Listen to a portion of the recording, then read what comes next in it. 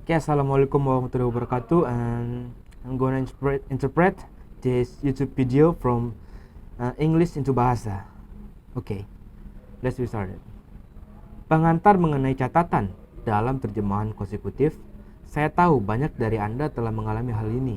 Saya berharap Anda dapat mempelajari mengenai catatan dalam terjemahan konsekutif. Jika Anda berpikir kebanyakan orang, Anda mungkin berpikir bahwa catatan adalah sihir hitam yang memungkinkan penerjemah menghafal sejumlah besar informasi, seringkali selama 10 menit sekaligus. Itu benar. Catatan adalah rahasia terbaik profesi penerjemah. Sebenarnya, tidak ada guru saya yang bersedia membagikan catatan mereka dengan saya atau teman sekelas saya saat kami mengalami pelatihan sebagai penerjemah, sekitar 1 dekade yang lalu. Meskipun kami benar-benar kesulitan dengannya, argumen mereka adalah bahwa catatan sangat dipersonalisasi, sehingga tidak berguna menyalin gaya orang lain. Namun hari ini, saya ingin membantah mitos tentang catatan. Ini bukan sihir hitam, dan tidak boleh dirahasiakan. Saya ingin berbagi dengan Anda beberapa ide yang saya kembangkan selama ratusan tugas terjemahan konsekutif. Namun demikian, baru-baru ini, saya juga memperoleh temuan terbaru dari penelitian empiris.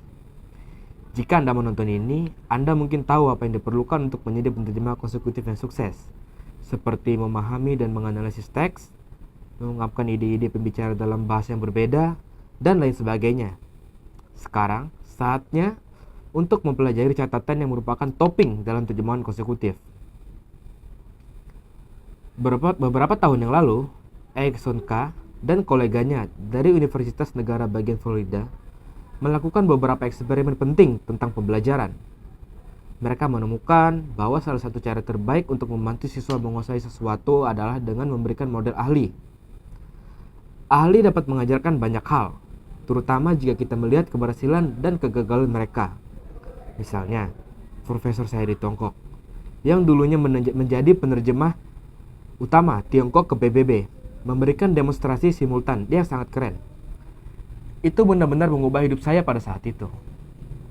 Saya menyadari bahwa menjadi penerjemah konferensi adalah panggilan sejati saya. Itu adalah sesuatu yang akan membuat saya terus terstimulasi dalam karir saya.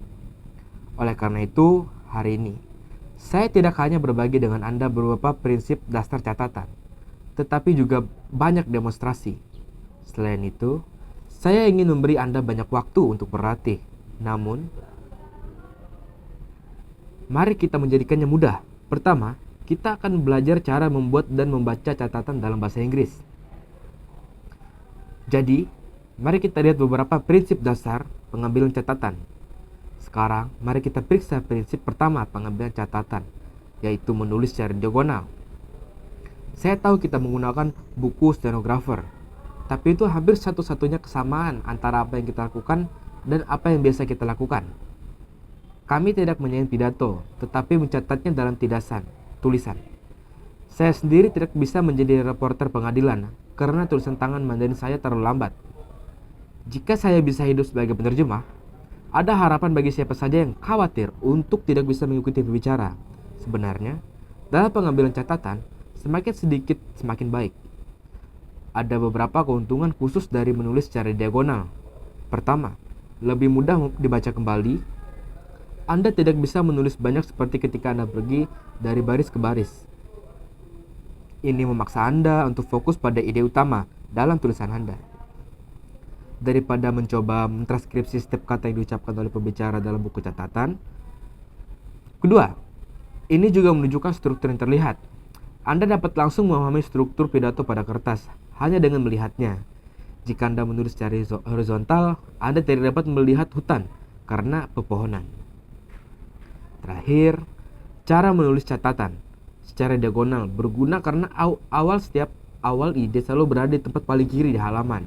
Jadi, ketika Anda memulai kalimat baru, Anda tahu persis di mana mencari catatan Anda. Meskipun ada pengecualian pada aturan tata letak diagonal, yaitu ketika pembicara menyebutkan sejumlah item. Dalam hal ini, elemen yang terdaftar harus sejajar secara vertikal dalam jalur. Sekarang, mari kita lihat Prinsip kedua dalam membuat catatan, yaitu menuliskan ide-ide utama dan kata penghubung. Jika kamu telah menonton kuliah saya sebelumnya, kamu mungkin sudah memiliki gagasan yang baik tentang cara menganalisis pidato dengan benar. Jadi, prinsip ini tidak akan terlalu sulit untuk kamu mengerti. Karena bahasa Cina dan bahasa Inggris memiliki struktur kata dan bahasa yang mirip, yaitu subjek, predikat, dan objek. Jadi, ketika kamu membuat catatan, hal pertama yang perlu kamu lakukan adalah menulis subjek, predikat, dan objek dari setiap kalimat. Alasan saya meminta kamu melakukan hal ini adalah karena ini membuat kamu terbiasa fokus pada ide-ide utama daripada terjebak oleh detail-detail yang tidak terlalu penting. Tentu saja, ada pengecualian untuk setiap aturan. Misalnya, jika pembicara berbicara dengan sangat cepat, atau jika kamu seperti saya yang sangat lambat, kamu hanya perlu menuliskan subjek, predikat dari setiap kalimat. Catatan. Kita hanya harus berfungsi sebagai pemicu untuk mengingat apa yang telah diucapkan oleh pembicara, daripada memberikan laporan detail dari setiap kata yang diucapkan oleh pembicara. Oke? Sekarang, kamu mungkin juga telah melihat bahwa di antara setiap ide, saya juga menggunakan garis horizontal. Ini membantu saya memisahkan satu pikiran yang lengkap dari yang lain. Ini hanya preferensi pribadi. Beberapa penerjemah melakukannya, beberapa tidak. Jadi, mengapa tidak mencoba sendiri dan lihat apa yang terbaik untukmu? Menulis hanya ide-ide utama saja tidak cukup. Kamu juga harus mampu mengingat kata penghubung antar kalimat. Biarkan saya memberikan beberapa contoh kata penghubung seperti konsekuensinya. Karena meskipun bahkan jadi kata penghubung ini sangat penting, karena mereka berfungsi sebagai penunjuk bagi pembicara untuk menunjukkan hubungan antara kalimat. Mari kita lihat contohnya. Kata-kata penghubung ini sangat penting karena mereka berfungsi sebagai tanda penunjuk bagi pembicara untuk menunjukkan hubungan antar kalimat. Mari kita lihat contohnya. Did you are second, me is struggling. The Federal Reserve has left interest rates and change. Ini adalah gagasan yang sepenuhnya sejajar. Kita tidak tahu hubungan antara mereka. Tetapi bagaimana jika kita menambahkan about ke kalimat? Jadi sekarang, contohnya menjadi the US economy is struggling, but the Federal Reserve has left interest rates and change. Sekarang, pembicara mencoba mengkomunikasikan bahwa meskipun ekonomi sedang sulit, bank sentral tidak melakukan apa-apa. Bagaimana jika kita menggunakan kata penghubung yang berbeda? Apakah Anda berpikir maknanya akan berubah? Bagaimana jika kita menggunakan kata consequently? Sekarang kalimatnya terbaca sebagai berikut. The US economy is struggling. Consequently, the Federal Reserve has left interest rates and change. Sekarang, kali ini, pembicara mencoba mengkomunikasikan bahwa karena ekonomi AS dalam kondisi yang buruk, bank sentral memutuskan untuk tidak menaikkan suku bunga lagi. Oh, benar. Ini sebagian besar teori mengenai catatan dan terjemahan berturut-turut. Sebelum menyelesaikan, saya ingin berbagi dengan Anda satu item terakhir, yaitu simbol dan singkatan. Kami sebagai penerjemah menggunakan simbol dan singkatan karena mereka menghemat banyak waktu kami. Mengkondensasikan beberapa kata menjadi satu sehingga kami jatuh ke dalam jebakan penerjemah, yaitu terjemahan kata demi kata, karena kami tidak memiliki banyak waktu sekarang. Saya hanya menampilkan beberapa komentar dan simbol yang digunakan oleh penerjemah pada slide ini. Anda dapat mempelajarinya lebih lanjut di akhir kuliah video ini. Dan tentu saja, kali berikutnya kita akan membahasnya lebih dalam. Sebelum mengakhiri, saya hanya ingin Anda mempraktekkan apa yang telah kita pelajari hari ini dalam video ini. Jadi, saya telah mengundang teman baik saya, James, untuk berpartisipasi membantu kami dengan latihan ini. Jadi, sebelum kuliah video ini, saya meminta James untuk menyiapkan pidatonya. Jadi James, bisakah kamu memberitahu kami apa topik presentasimu? Tentu, saya akan berbicara tentang kencan online dari sebuah artikel di Economist. Baiklah, saya akan mencatatnya di papan tulis, sementara James melakukan pembicara. Dan semua orang yang menonton kuliah ini seharusnya juga melakukan hal yang sama. Jadi, apakah kamu siap, James? Ya, jadi kencan itu adalah bisnis yang berbahaya. Mungkin ada banyak ikan di laut, namun banyak dari mereka tidak higienis. Terus sibuk dengan diri sendiri, atau menarik perhatian pada ikan X atau penggemar Donald Trump. Situs kencan digital, termasuk berbagai aplikasi pencocokan yang semakin banyak, dimaksudkan untuk membantu desain mereka. Namun, lebih banyak berkaitan dengan ekonomi yang tegas daripada misteri hati. Baiklah James, saya akan menghentikanmu di situ. Jadi, apa yang baru saja dilakukannya adalah kutipan tepat dari teks tertulis. Tetapi, dia sebenarnya melakukannya sebagai penerjemah. Apa yang kami cari adalah semua presentasi yang diwujudkan.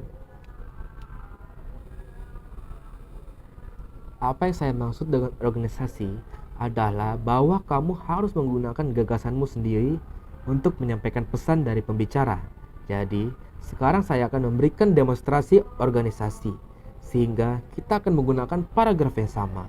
Saya akan menganalisisnya, dan James akan membuat catatan di papan tulis. Jadi James, apakah kamu siap? Saya pikir begitu. Saya harap semua orang sudah siap. Jadi, mari kita coba.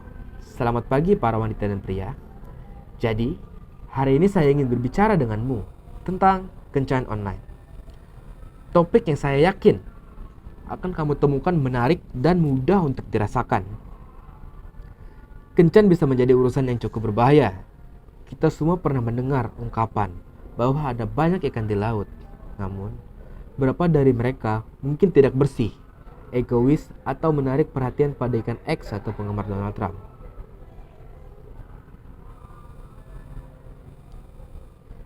Situs web kencan digital, termasuk sejumlah aplikasi pencocokan, seharusnya membantu kita.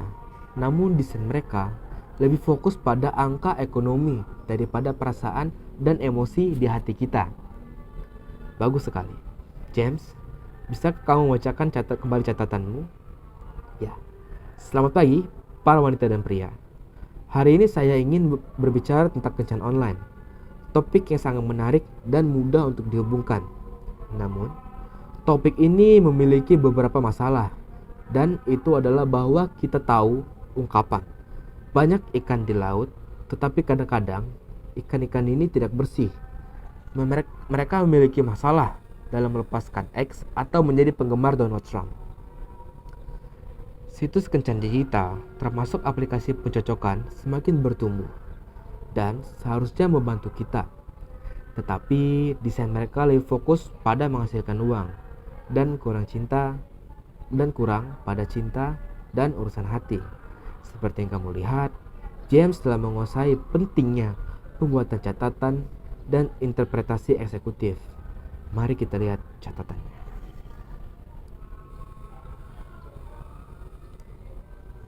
Misalnya, dia dapat menulis kembali inti dari pidato, dan dia juga dapat menulis ide-ide utama. Namun saya mendorong dia dan kamu untuk menulis lebih banyak kata penghubung.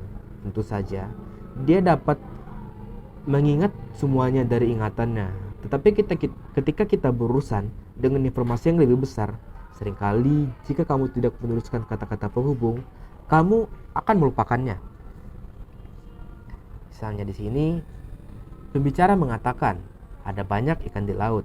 Tetapi, jika saya adalah James, saya akan menuliskan kata penghubung di sisi kanan buku catatanku dan mengatakan bahwa tidak mungkin beberapa ikan tidak bersih. Beberapa dari mereka mungkin egois atau memiliki kekurangan lainnya. Sekarang, saya akan memberikan demo tentang pembuatan catatan. Saya akan meminta James untuk menganalisis paragraf berikutnya dalam pidato yang dia persiapkan. Dan semua orang, silakan catat bersama-sama dengan saya. Baiklah, Siap? Ya. Baiklah, jika dilihat dari sudut-sudut, mencari seseorang untuk dicintai tidak jauh berbeda dengan mencari pekerjaan yang menguntungkan. Pekerjaan mirip dengan kencan dalam arti bahwa pasangan yang diharapkan dalam percintaan dapat memiliki kelebihan atau kekurangan mereka. Hal ini membuat mencari pasangan yang tepat menjadi suatu masalah yang kompleks. Pasangan ini berbeda dari transaksi lain karena kedua belah pihak harus setuju untuk berpasangan agar pasangan itu terjadi. Sebaliknya, sebuah supermarket misalnya, tidak peduli siapa yang membayar selama mereka membayar. Perusahaan listrik tidak khawatir apakah pelanggan layak mendapat energinya. Sekarang, saya akan membacakan kembali catatan saya dari sudut pandang tertentu. Mencari pasangan romantis sama seperti mencari pekerjaan baru. Mereka sangat mirip karena ada pemberi kerja yang baik dan buruk. Dan itu sebenarnya membuat pencocokan menjadi upaya yang sangat kompleks.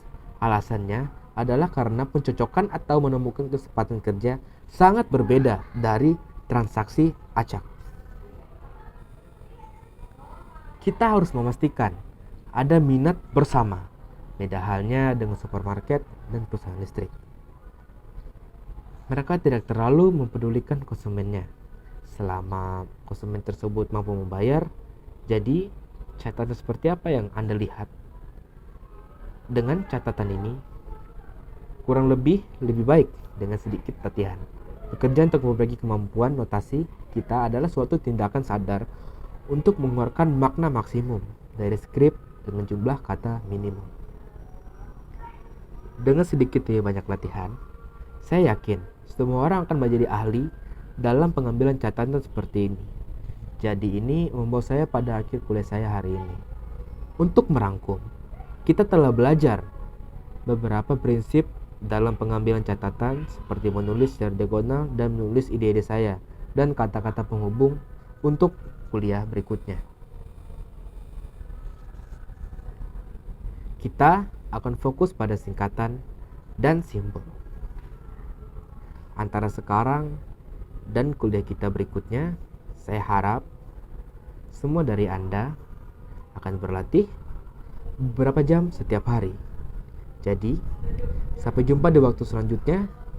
Dan untuk kalian semua, semoga sukses. Oke, itu adalah interpret saya dari video YouTube dari bahasa Inggris ke bahasa Indonesia. Terima kasih.